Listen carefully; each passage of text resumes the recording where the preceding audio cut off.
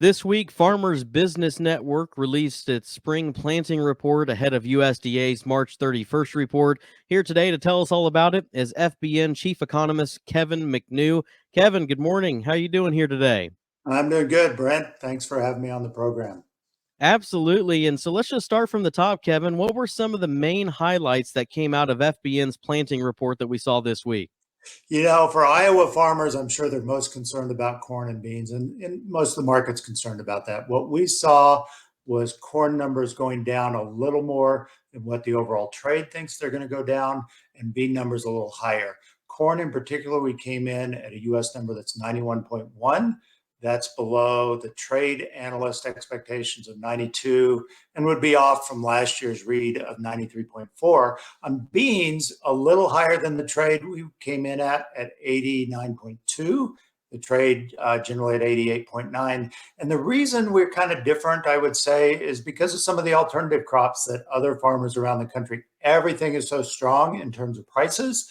And also, you have fertilizer values that are really kind of influencing decisions. So, some of the nuances are really important in kind of spring wheat country, cotton country, that we can talk about as well.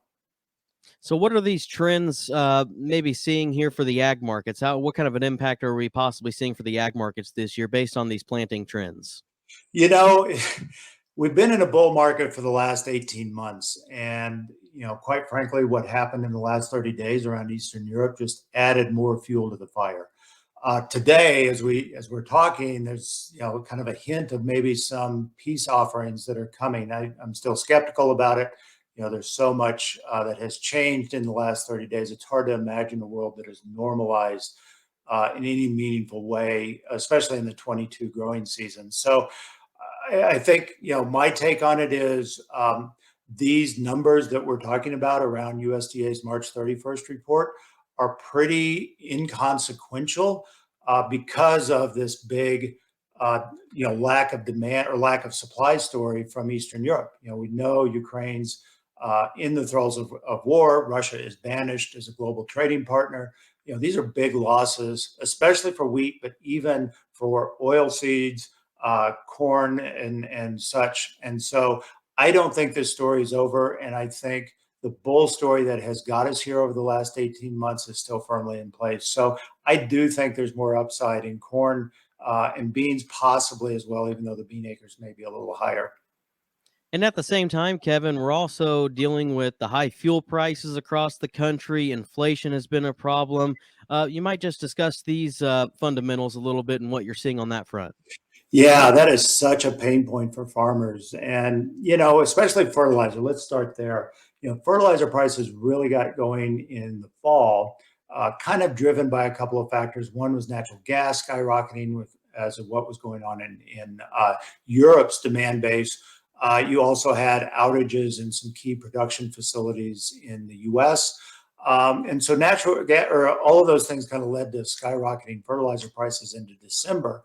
And then they started to back down. And I wouldn't say they were getting close to normal, but they were certainly getting better and coming down off their highs.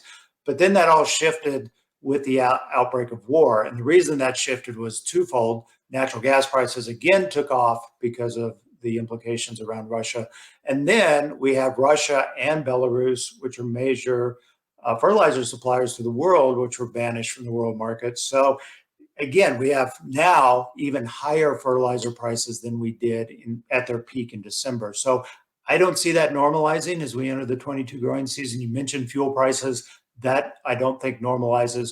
We had a really strong case for $100 a barrel oil, I think even before Eastern Europe, because our demand was outstripping global supply. And so again, I find anything changing here to be not likely to give us a big cost relief as farmers get into key buying season.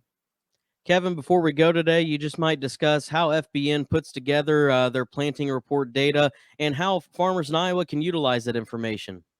Yeah, we're very fortunate. FBN started 7 years ago around taking farmer data and anonymizing it, aggregating it, and analyzing it for the best interest of farmers, whether it was around agronomic decisions, seed selection, chem pricing, and now around acreage. So we are very fortunate that our farmers share that data with us through surveys and polling, and we get a lot of that data coming in throughout the season.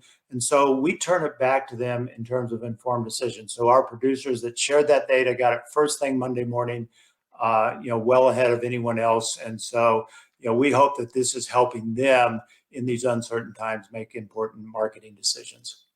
Awesome. Kevin, what's the best way they can stay connected with your team? Do you have a website and socials to pass along? Yeah, FBN.com. Go check us out, and hope you'll sign up. It's a free membership. Lots of value for being part of FBN. Well, Kevin, always appreciate it. Thanks for the insight. Stay safe, and hopefully we can catch up again here sometime soon. Thanks, Brent. Again, that's FBN Chief Economist Kevin McNew joining us on the Iowa Agribusiness Radio Network.